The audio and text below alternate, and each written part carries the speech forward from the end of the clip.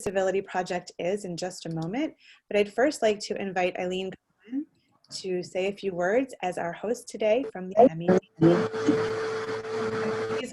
Please mute your microphone if you are not a speaker. Well, hi guys, thank you, and we're excited to have you guys. We are, for the past few months, we've been doing these speaker series on a monthly basis where we've kind of had people come in and talk about their experiences as we try and work through our own diversity and inclusion processes here.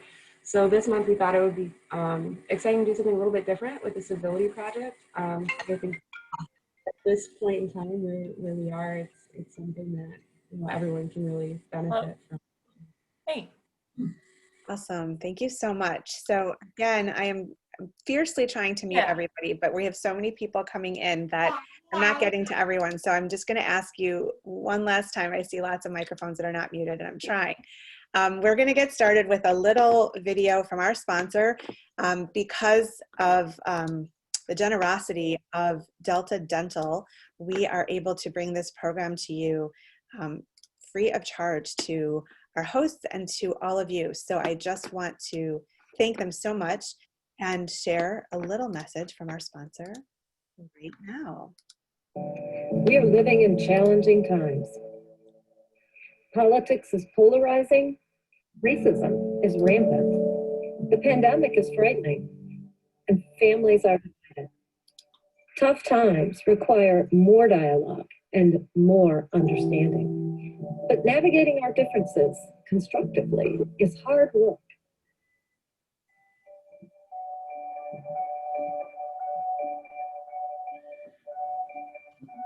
Delta Dental believes that healthy, smart, vibrant communities are also civil and harmonious. They are places where disagreement does not have to be toxic or destructive. Civility starts with welcome to the Civility Project. So thank you again to Delta Dental. We're so grateful. I'd like to start with Stephen and Nolan just introducing what the Civility Project is and why we're here today. I will invite all of you to participate through the chat. So as we go through our conversation, if you have questions, please put them there and I will get to them in the order that we receive them. But first, I'd like to introduce Nolan Finley and Stephen Henderson. And please, guys, take it away, introduce the Civility Project. Well, thanks, Lynn. And thanks to the MEDC, and again, thanks to Delta Dental of Michigan. Civility Project, something Steve and I have been evolving toward over the last several years. He and I have been working together. We've been close friends for 12, 13 years now. And we've discovered early on, we had the ability to remain friends, even though we agree on almost nothing in terms of politics. We also discovered that as two people who were building a friendship, we were far more than our politics. And as times in our country became more divisive and more tense, that seemed to surprise a lot of people, that we were able to be, true friends on a personal level while having such fierce and passionate disagreements in our public appearances and in our public forums in which we were both invited sort of to get together and fight. And, it occurred to us a couple of years ago that, bringing this message to a wider audience and talking about how we may manage to make it work would be a useful thing. And we've certainly discovered over the last year, there's a hunger for this ability to be able to try to converse and understand across our division. And our goal is not to bring everybody to agreement. This is not a country that was made for everybody to think alike and to agree. We appreciate dissent, and we appreciate competing ideas, and we appreciate passionate opinions. What we're trying to do is de-escalate the hate, if you will, because what we found here in recent years is it doesn't stop at, I disagree with your opinion. I think you're wrong. It's, I hate you for what you think. And we deal with that every day. And we're trying to show people you can disagree without hating. In fact, you can disagree and still remain quite close to one another. And that's my sort of summation of it. And I'm sure Steve has thoughts to add. Yeah, I mean, if you think about the things that we see, just like right now, if you were to go turn on cable news here in the state of Michigan or anywhere else, if you think of the juxtaposition that gets set up over and over, that says this side and that side are absolutely at loggerheads and ready to absolutely obliterate one another over their differences. You know, the culture really has come to thrive on the idea of that kind of unresolvable, immovable conflict. And you know, Nolan and I are all about conflict in the sense of, you know, two people who really don't see things the same way. And we've spent a lot of time over the last 12 or 13 years. You know, it used to be that I was the editorial page editor at the liberal Detroit Free Press. He is the conservative editorial page editor of the Detroit News. You know, there was a constant effort to sort of pit us against each other and get us to argue, and we were good at that, and we still are. I mean, that's still very much a part of the work that we do together.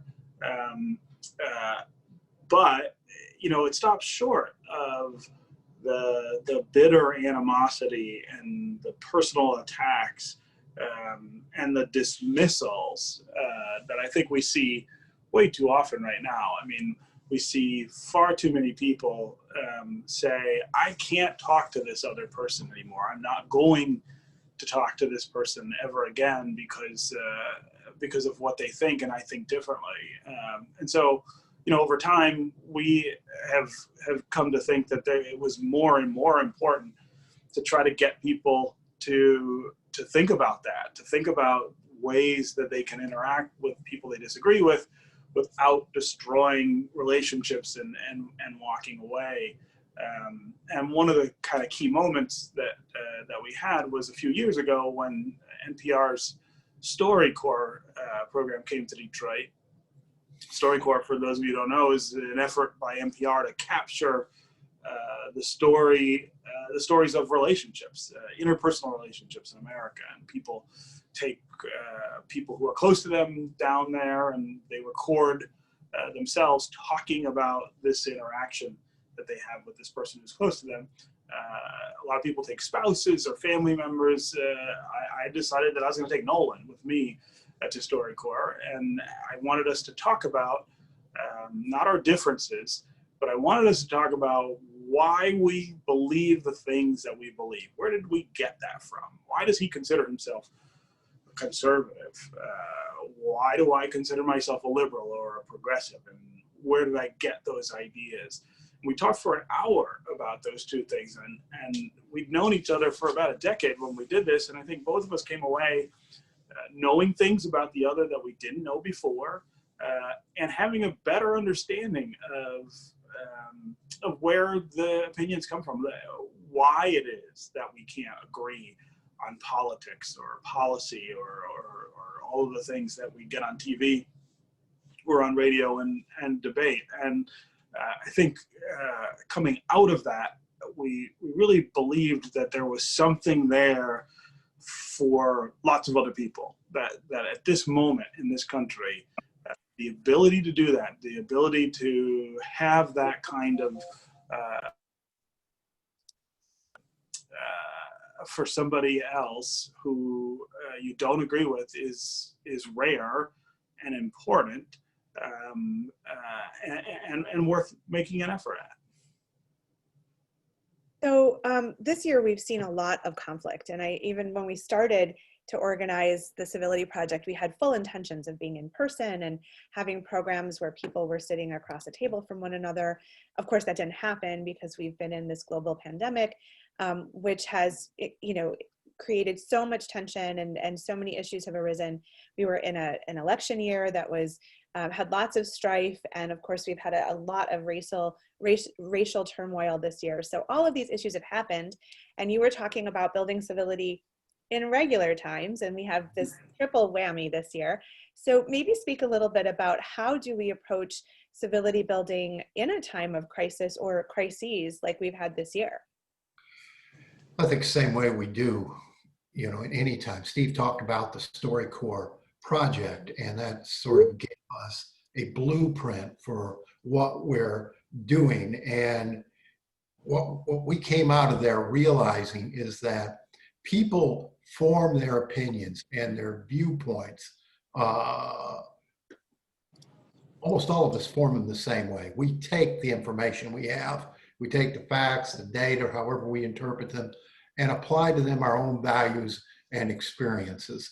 And we too, and we come up with our viewpoint. If it's different than you, if mine's different than yours, yours different than mine, it doesn't make one or the other of us stupid or evil or any other of the negative characteristics we assign to the people who don't feel the same way we do. And so the basic step is to sit down and have that first conversation that Steve and I had, where you don't talk about what you think, but you talk about why, how you got to the point of thinking that way.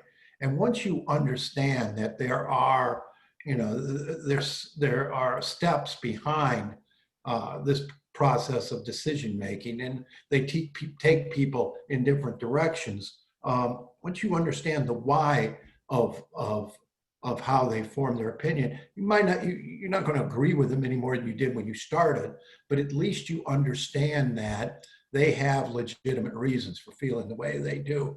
And it takes that sort of suspicion out of the conversation. And you see them then as people who you understand their experiences, you understand a little better their values. You can have a conversation that is based on knowledge, based on familiarity, and that's the first step. And I think you have to do that whether you're talking to people in person or you're talking to people like as we're talking. Certainly, the isolation has sort of driven us more into our packs. We don't get out and have such a diverse experience today. And I think that's bad, but we understand that's temporary, and it's a good time to perhaps reach out to folks you'd like to know more about and have that initial get to know you conversation, build trust first. Yeah, I also think it's important, this has been a crazy, crazy year, and the things that have happened all inspire a pretty complex mix of emotions in all of us. There is some anger, there is some fear, there is a lot of sadness, I think, because of the pandemic, and understanding that that those things are guiding or driving people's opinions is really important, and understanding that as much as you feel those things, the person that you're talking to probably is feeling the same things, even if they're on the other side of the issue. And that's very difficult to do. I think it's not natural, and there are lots of things in our culture that don't encourage it, right?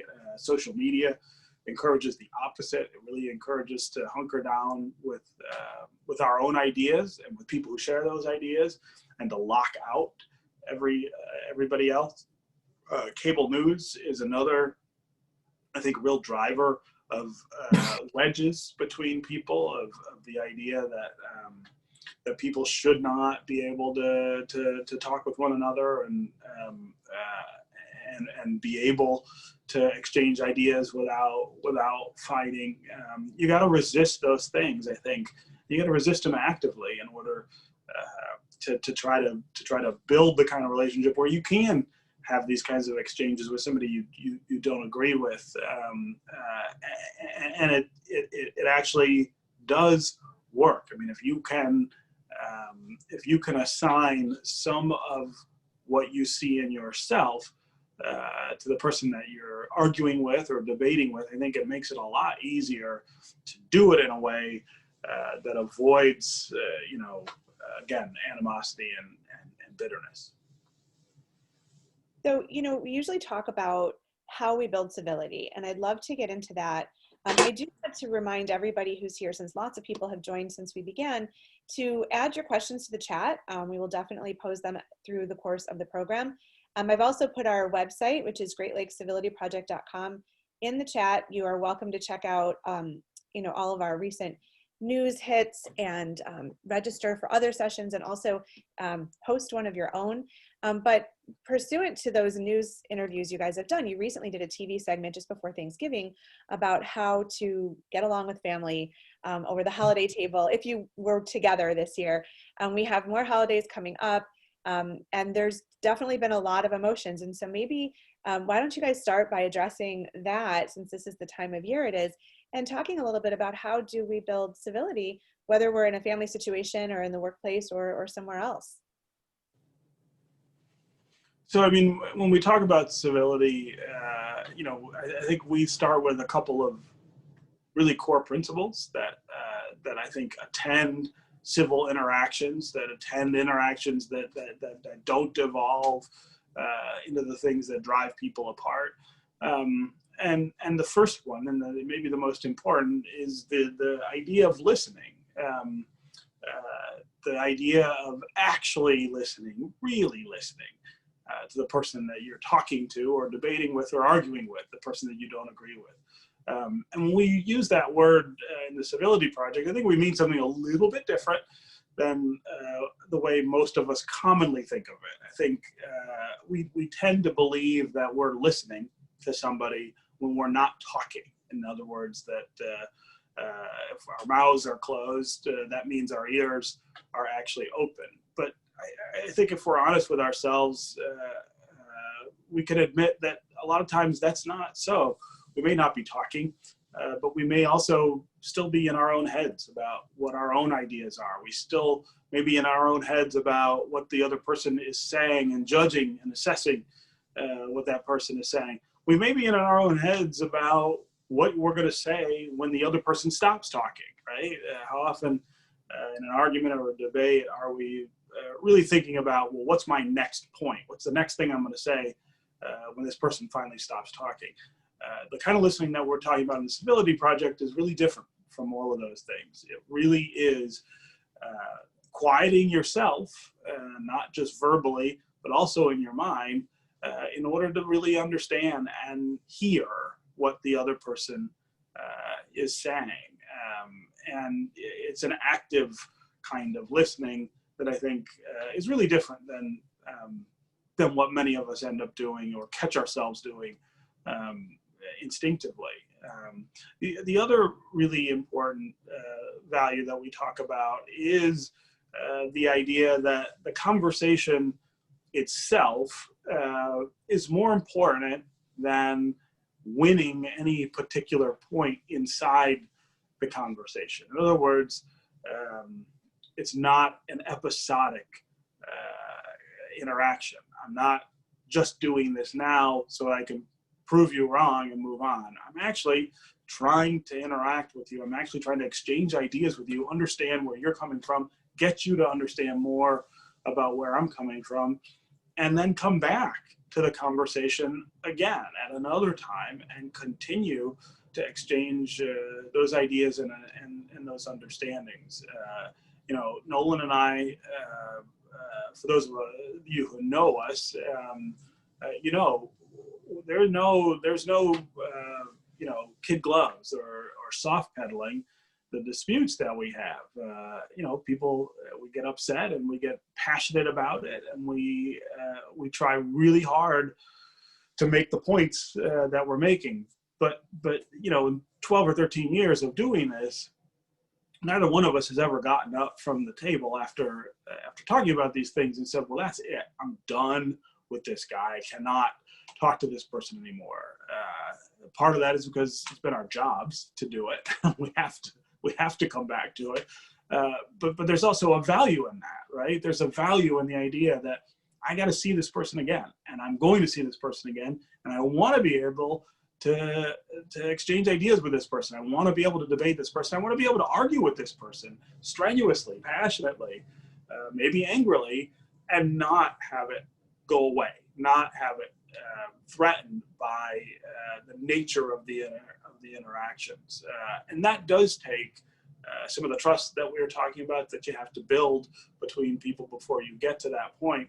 And when you talk about family, and you talk about holidays, and the time when we are sitting around, sometimes with people that we don't agree with, but we happen to be related to, I think those two things, the listening and the commitment to say, I'll be back to this conversation at some point. And so I'm saying what I'm saying, I'm reacting the way I'm reacting, to recognize that, to reflect the fact that I'm committed to this, and that I'm not going to walk away. I think those two things are really key to getting through this time of year. Yeah, and I think most of us think, oh man, we're civil people. We know how to have a civil conversation. And most of us also rarely have, or many of us rarely have a conversation with people who disagree with us, whose views we don't share. I saw a poll during the election, 50%, over 50% of Americans didn't know, weren't familiar with, didn't have a relationship with someone who was going to vote differently than they did in the election. And that's sort of isolation going, sort of gathering in like-minded groups, tribalism, if you will. It's just not healthy. It's not healthy for us as individuals. It's not healthy for our country, for our communities. We've got to learn to approach one another. It's the only way we're going to work out our differences or come to some sort of compromise and some sort of practical solution to the things that that are wrong in our communities and in our world. And I agree with Steve. You got to first commit to that relationship. I want to know this person better, so I'm willing to listen. And as Steve said, listening is an art in and of itself. But so is conversation. And the things when we talk about trust building and why that's important is there's so much fear in our conversations today. People are afraid to talk across racial lines, across political lines, across economic lines, for fear that they're going to say the wrong thing, and boom, they get erased, or it becomes a crisis. So they'd rather just avoid the conversations. And we're not going to solve anything if we avoid talking to each other. So that's where, the trust is so important, so that this conversation is without repercussions. And also setting the right goal for the conversation. As Steve mentioned, it's not about winning anything. Conversation is not a competition.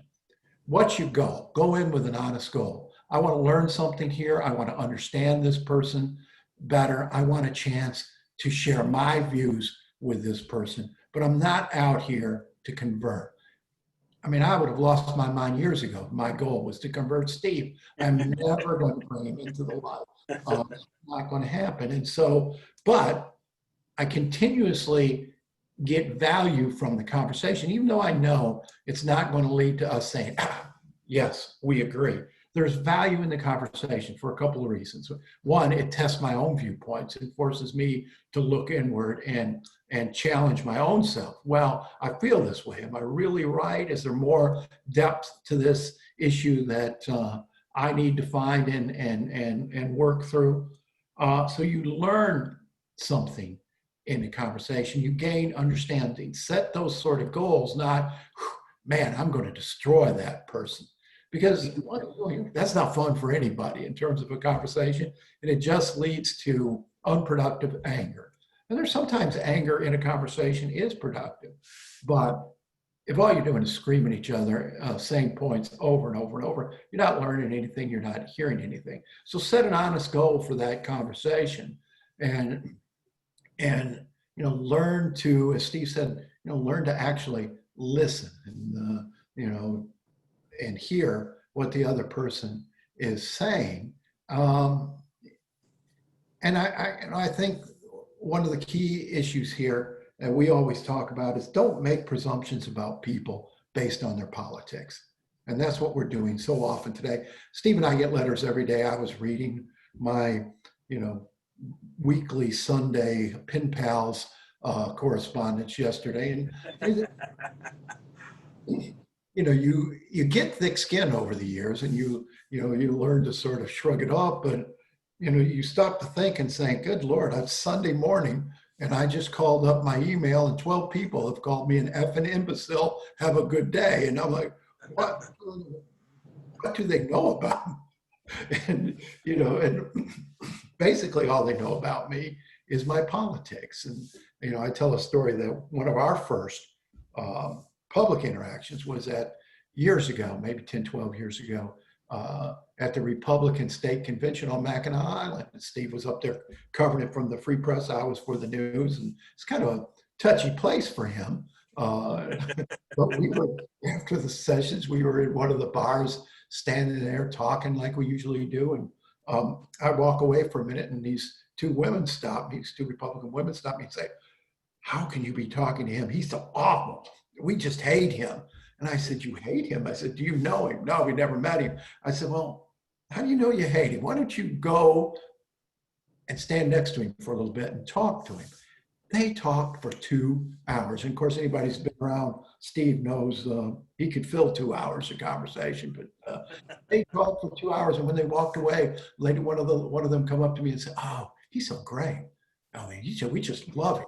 And so his politics didn't change, and their view of his politics didn't change, but they took a moment to get to know him as a person and have a civil conversation with him. So nothing changed about either one of their politics, but they got to know each other on a personal level, and that's what we're not doing. And there's it's bad on a micro level. It's not healthy for us as individuals. On a bigger level, on a national level, which is what we're seeing today, it leads to some very ugly things in our country when we start to hate based on politics and political views, because hate leads to dehumanization, and that leads to all sorts of awful things. And that, I think that's what we all should be working against. Well, thank you. So that brings up so many questions, and we're starting to get some great questions in the chat, which I will pose to you guys. The first one comes from Amanda, and she asks a question that I just want to share a thank you to both of you for, because she says, how do you guys practice active listening? That she often hears what not to do, but there must be something that you should do. And I'm like, my whole family knows I've been quoting Stephen and Nolan ever since we started working together, because when there's arguments in my house, I'm like, well, but active listening is, and I start going in this whole thing, and I just get lots of eye rolls. But why don't you guys share with our audience how we can actively listen as opposed to what we shouldn't do? Well, Steve's best at this one, I think. So here's something that I do when I am trying to remind myself, and I'll be honest, I have to remind myself as much as anybody else does to be an active listener. It's not a natural thing to do. It's not the way that that we're taught to interact with people, is to really listen to what they're saying. But one of the things that I always try to do is listen enough that I could repeat effectively back to the person I'm talking to exactly what they're saying, and not just regurgitate the words that they were saying, but be able to explain their argument, be able to make their argument about as well as they could, and it is something that you do in your head. I mean, I don't know that it's something you do out loud in a debate, but it is a check for yourself, I think, when you're talking to somebody that you disagree with, how much do you really understand about what that person just said or is saying, or how much do you really understand about why they are saying what they're saying? And I think thinking in your head about being able to do that, being able, if you had to say back to the other person exactly what they said and why they said it. That's one check for active listening. The other one that I have is, and I believe this really strongly, I mean, I start each day, each work day, with an hour on the radio, on WDET, the public radio station here in Detroit. And, you know, it's a show where we talk about a lot of different issues. But it's also a show where we have a lot of interaction. I mean, the callers that we get lots of calls every day. We get lots of social media comments every day. We try to mix it all into a big bowl and just kind of have a real dialogue. My check there for how well I'm listening is about the questions I have for the person I'm talking to. Like, after they're done talking, what is it that I want to ask them about? And I always try to ask them about something they just said. I always start every interview with a list of questions that I have, things that I want to talk about. But we almost never get to all of those anymore, because once the conversation starts, I really am trying to listen to the person I'm talking to and let the conversation go where that person is taking it. And that means being able to say when they're done talking, okay, well, here's something you just said that I want to know more about. Explain this to me, or tell me why that makes sense given this other thing that you said. And that's another check for me on how well I'm actually listening. And I'll admit, sometimes, somebody's on the show and I don't have a lot of questions for them about what they said. And that means I haven't been listening. It means I've been thinking more about my own point of view and the things that I want to say. And so it's not something that I think anybody can do 100% of the time. But it is, I think, those two things, being able to say back what they said and having a real question about what they said are two ways that I always try to make sure that I'm actually listening. Well, Lynn, years ago, I was having a conversation with John Dingell, the former congressman, who at the time was involved in some really difficult negotiations with environmental activists who were basically on his back over the auto industry. And he said something I've never forgot. He said, they think they're the only ones who talk to God. And I think, what I take from that is, leave your self-righteousness, leave your smugness at the door when you sit down.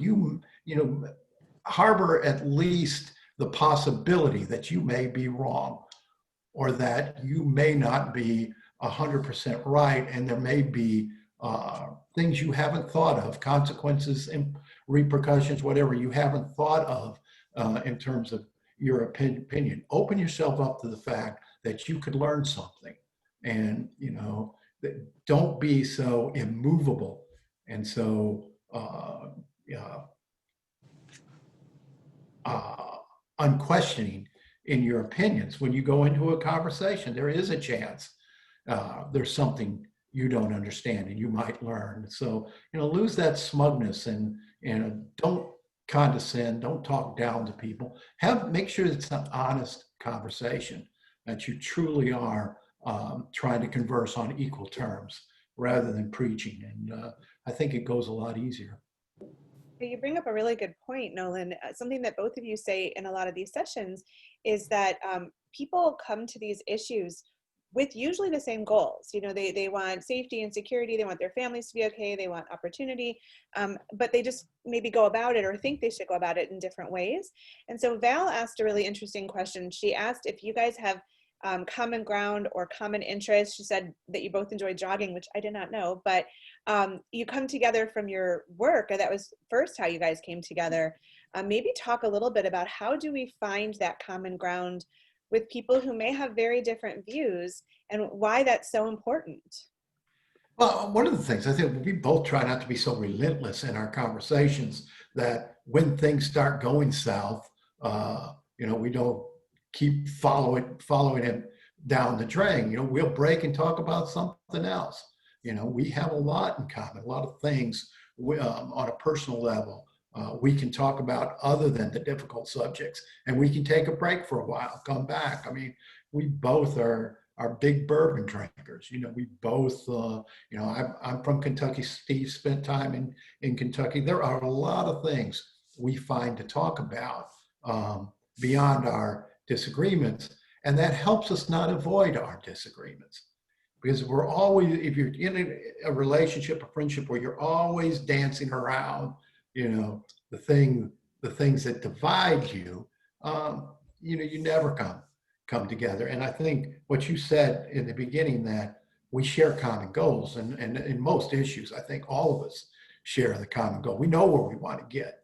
It's the getting there that is so creates the conflict. And that's okay. Once you understand you want to end up in the same place, it makes the give and take, the compromise, the moving toward the middle a little easier. Yeah, Nolan mentioned the common love of bourbon that we have, and to be honest, that was the gateway for us to get past the arguments that we were having as professionals. That first time that we were up on Mackinac for the Republican convention was the time that we hung out socially after the sessions, and we're drinking bourbon, and maybe too much of it that evening.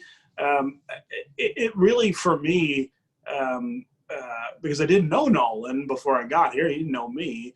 I knew that he was the editorial page editor of the Detroit News, and I knew what he was writing, and I knew that I disagreed with it.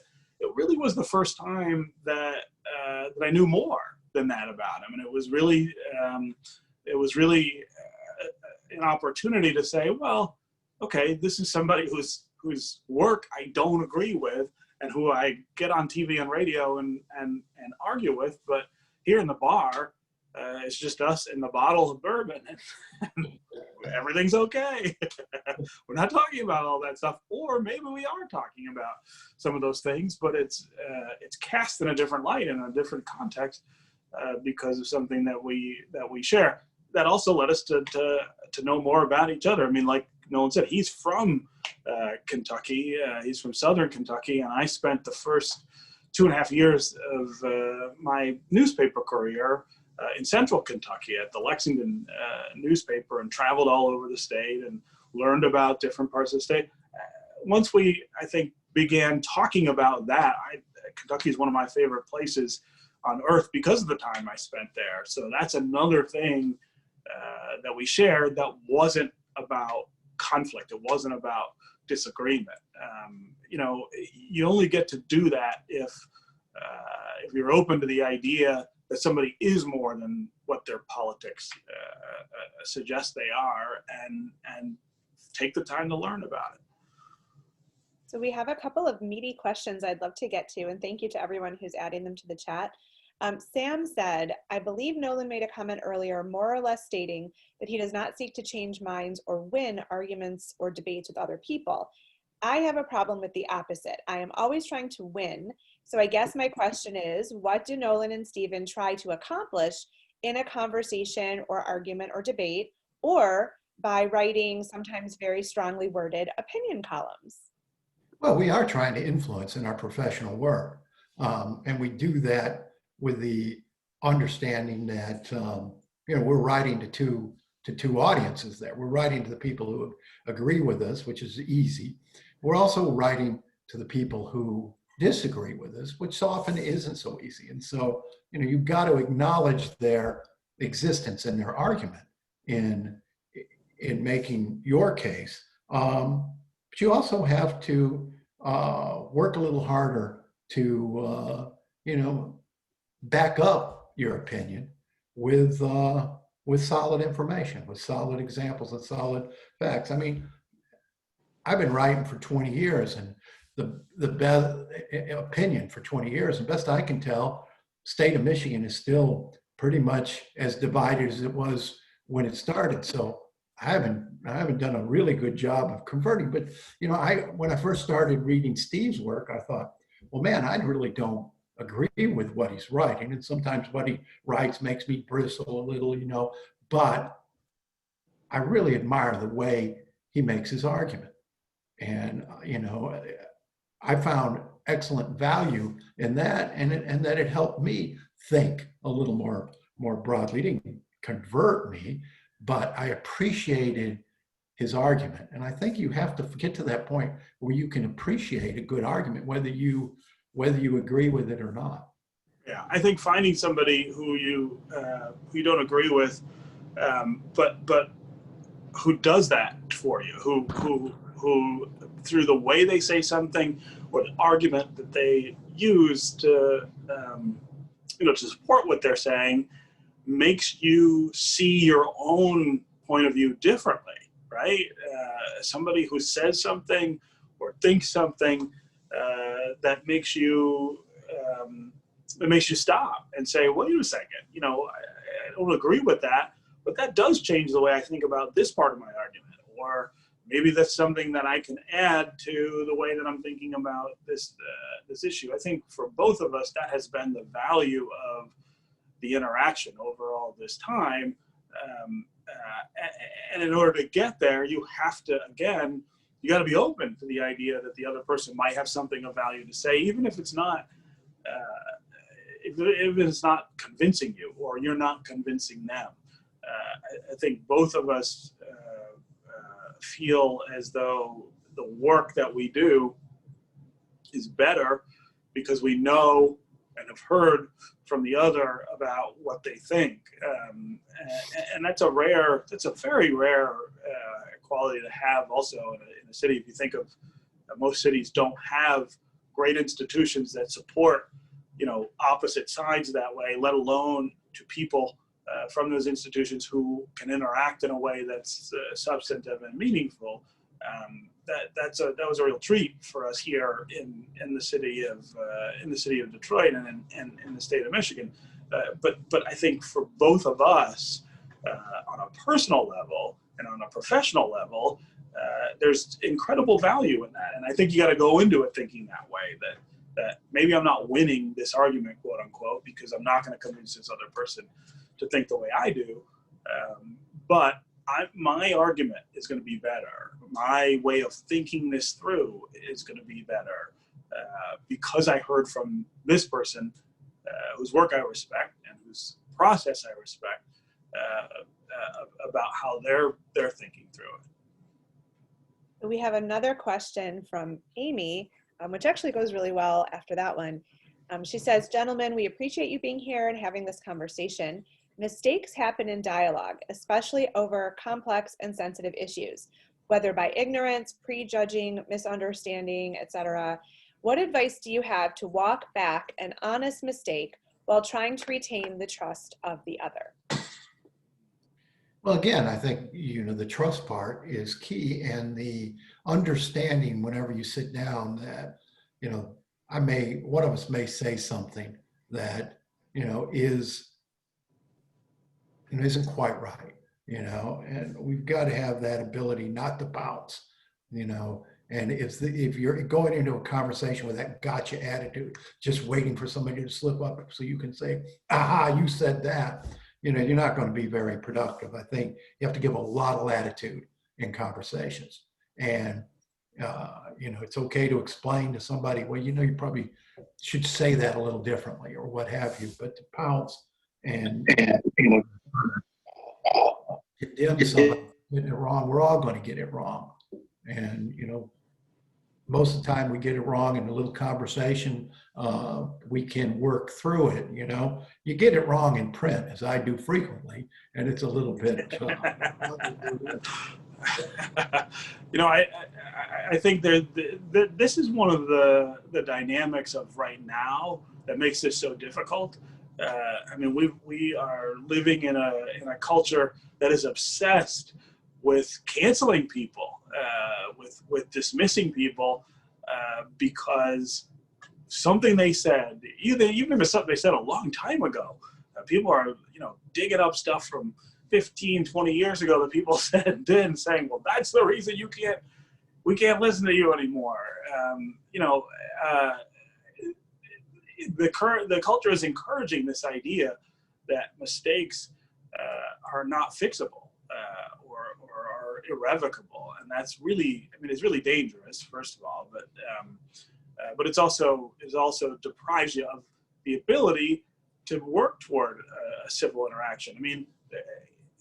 There's no way Nolan and I would be able to do the things that we're able to do if neither of us had ever offended the other, if neither of us had ever said something that really crossed the other.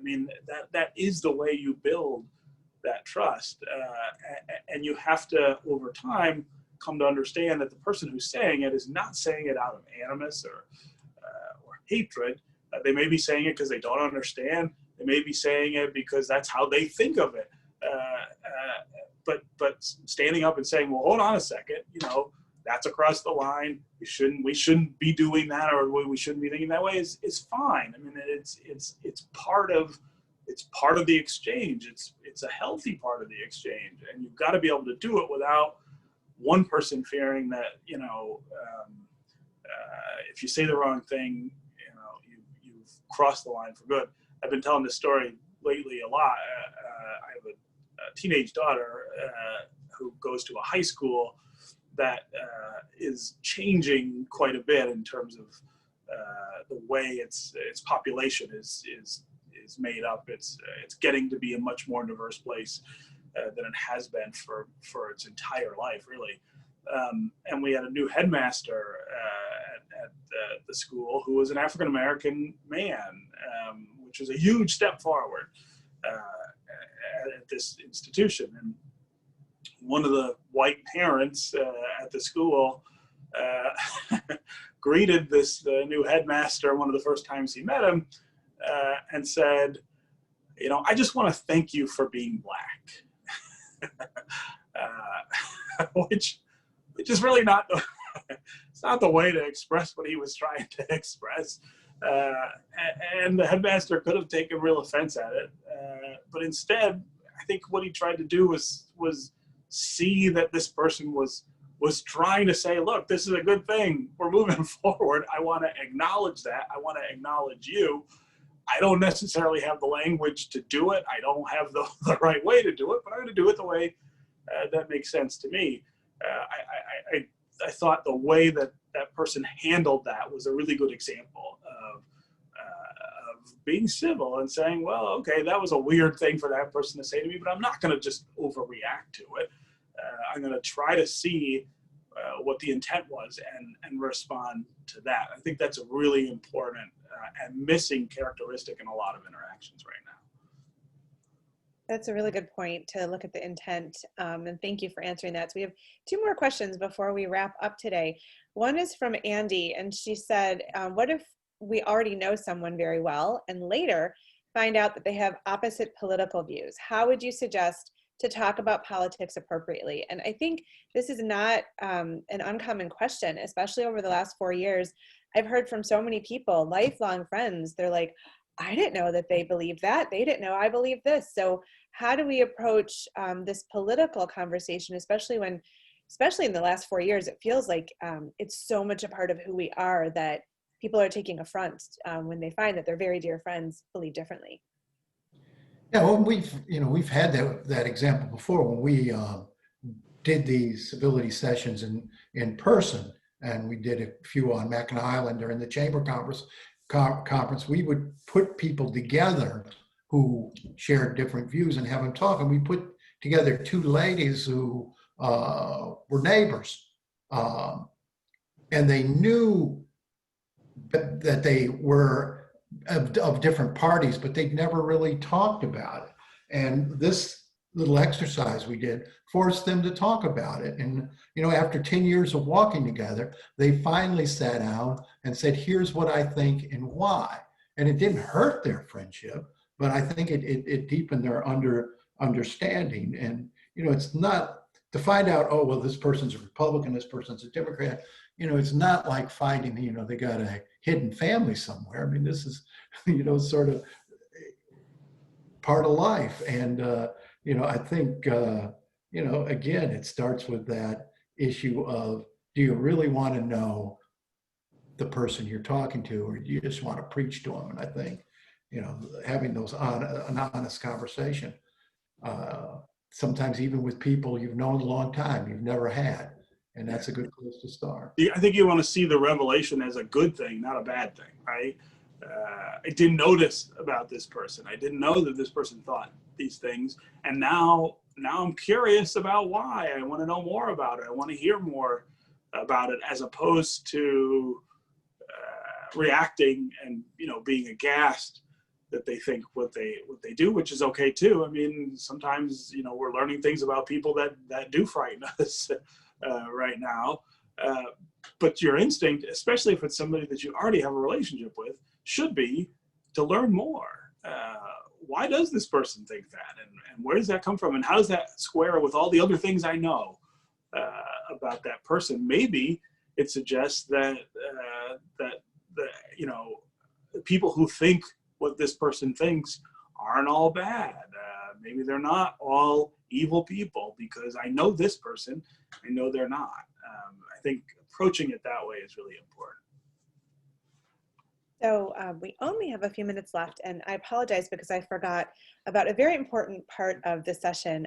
Eileen Cohen from MEDC was gracious enough to connect two participants, Jennifer and Alyssa, who were willing to have a conversation ahead of the session and get to know one another like you guys do in the in-person sessions. And so I wonder if I can ask Jennifer and Alyssa to unmute and just share with us very briefly about how they came together, and maybe just a minute or two about some of the points that you took away from your conversation. Yeah, no, I'd be happy to. I think Jennifer and I had a really good conversation, and you know, I think we aligned a lot on some of our political values, our motivations, but obviously we don't have the same shared experiences. We know two people do, but I found it really powerful to hear about Jennifer's experiences, you know, as sometimes a person of color in a room, especially in professional environments, and the emotional burden that has on her in terms of how the weight that she bears, with not only representing just who Jennifer Connors is, but all of the people that look like her. It was a really, really good conversation. So Jennifer, I don't know if you want to expand on that. Oh, I think you're still. We can't hear you, even though it says you're not muted, so I'm not sure why. Is your computer speaker muted, maybe?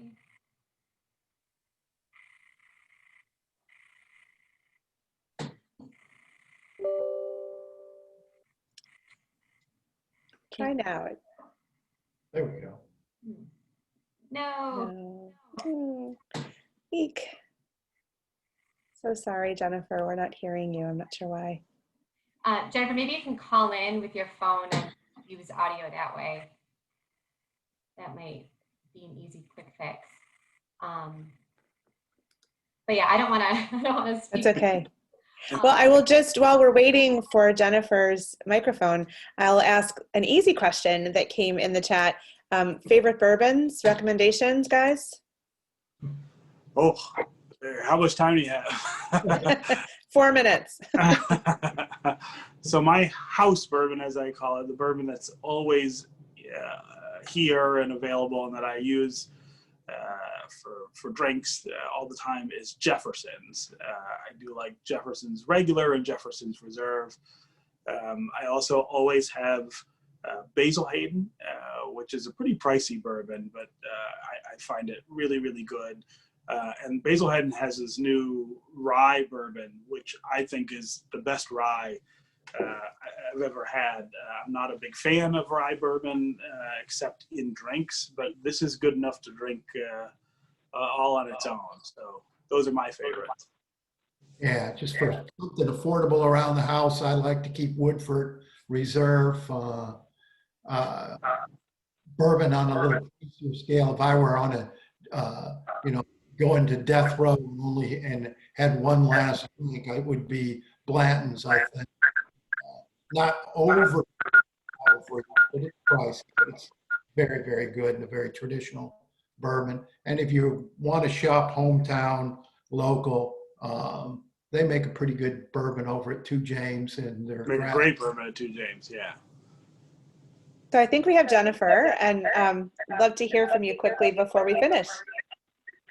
So basically we talked about just me being the only person in the room. Why am I getting that? Jeez Louise. Jennifer, I think you just need to. I think you've got So basically we were talking about me being the only person of color in the room.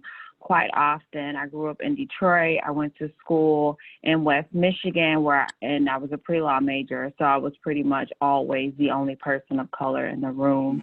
And it was very important for me to make sure that even when I had points of disagreement with people, to make sure that even when I wanted to have a quote-unquote moment, I had to think of the people before me who opened doors for me, and I had to think of the people who were coming behind me that I was leaving that space for. So oftentimes it's not just, okay, I can think of myself in this moment, I can have a moment and then it'll be fine. No, this person who I'm interacting with, this may be the one opportunity to change their thoughts on how they view people that look like me, people from Detroit, Black women, and things of that nature, educated women in the space. So it was important for me to make sure that I didn't taint the space for the next person, and that if I could, make sure that the space and the door was still open, if not more open, for the next person that looked like me to be in the room. That's awesome. Thank you so much for the two of you having this conversation and being willing to share it with us, and being so vulnerable and honest. And I'm sorry that we left it till the end. It's totally on me, but I'm so glad we got both of you in. So I want to thank everybody for being here. I want to apologize to Paul for not getting to his question. We had 117 people stay on the whole hour, which is like unheard of in Zoom world. So that's phenomenal. We are really grateful to MEDC for hosting and to Delta Dental for sponsoring. As we head into 2021, we invite anybody who is interested to talk to me about, and I'll put my email in the chat, if you want to bring the Civility Project to your community, your workplace, your organization. These sessions are free thanks to our sponsorship. We are also welcoming people to become a sponsor. So at all different levels, if you like what you participated in today, there's room for you on board as well, and I can help you with that. So thank you so much. Thank you, Stephen and Nolan, for doing this, and to everybody who participated. Hope you have a wonderful day. Thanks.